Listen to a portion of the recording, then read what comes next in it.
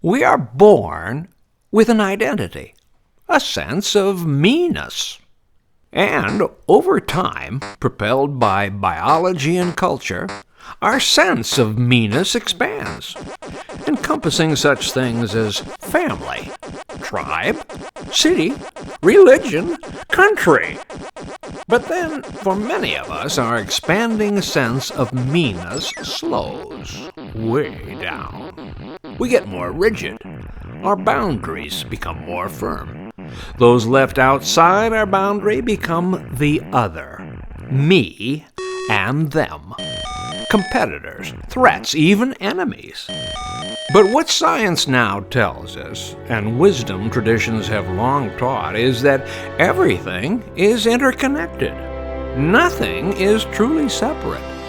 Who we are includes everything that exists, which means that to pose an enemy, to fight an enemy, is to fight ourselves, and with increasingly disastrous consequences.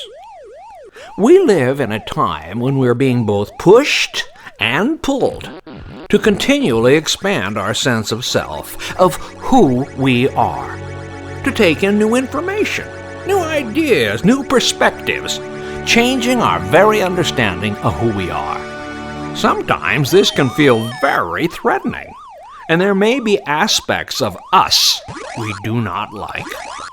We may get angry, defensive, fearful, but these are just signs that our boundaries are quite rigid and need to, loosen up a bit. Because we know from evolution that it is by taking in what is that we're able to transform what is into something new and much, much better.